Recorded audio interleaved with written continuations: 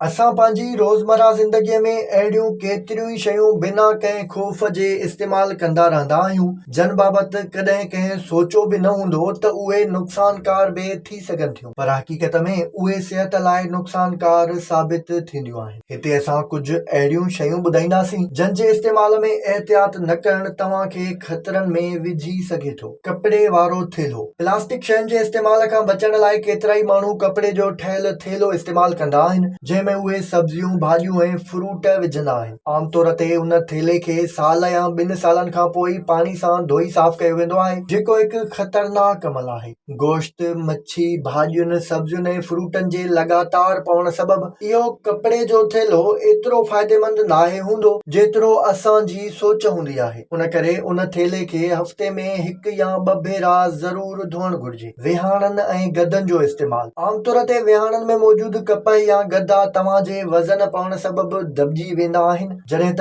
वज़न खॼण खां पोइ वरी ॿीहर साॻी हालत में बहाल थी वेंदा आहिनि। इहो अमल तव्हांजी सिहत लाइ नुक़सानकार थी सघे थो, ख़ासि करे उन वक़्तु जॾहिं तव्हां राति जो निंड कंदा आहियो। सुम्हण लाइ तव्हांजे जिस्म जो हमवार सतह में रहणु इंतिहाई ज़रूरी आहे। मथे हेठां बिना कंहिं अंदाज़े जे थुल्हा ऐं घणी फोम वारा विहाणा तव्हांजी ॻिचीअ जे मसइले ऐं मथे जे सूर जो सबबु बणिजी सघनि था। उन सां गॾु दिमाग़ ताईं रत जा वाकुड़ा घटि थियण जे करे तव्हांजी दिमाग़ी ताक़त बि मुतासिर थींदी आहे। अॼुकल्ह जदीदियत जे करे आलनि टिशुनि जो इस्तेमालु बि घणो थी वियो आहे, छो त उहे पाण सां गॾु मुख़्तलिफ़ जयुनि ते खणी वञण लाइ तमामु घणा सवला हूंदा आहिनि। उन्हनि आलनि टिशूज़ ते हिक ई जिस्म जे मुख़्तलिफ़ हंधनि तां सफ़ाई करण सबबि सिहत लाइ हानिकार बैक्टीरियाज़ चिंबिड़ी वेंदा आहिनि, जेकी तव्हांजे सॼे जिस्म ते फैलिजी वञनि था। ॾंदनि वारी पेस्ट। ॾंदनि वारी हर पेस्ट तव्हां लाइ एतिरी फ़ाइदेमंद नाहे हूंदी जेतिरी तव्हां उमीद रखो था। कुझु पेस्टुनि में क्रिस्टल्स या प्लास्टिक जा ज़रड़ा मौजूदु हूंदा आहिनि, जिन में वात ऐं जिस्म जी गॾियल सिहत लाइ केतिरा ई ज़हरीला मादा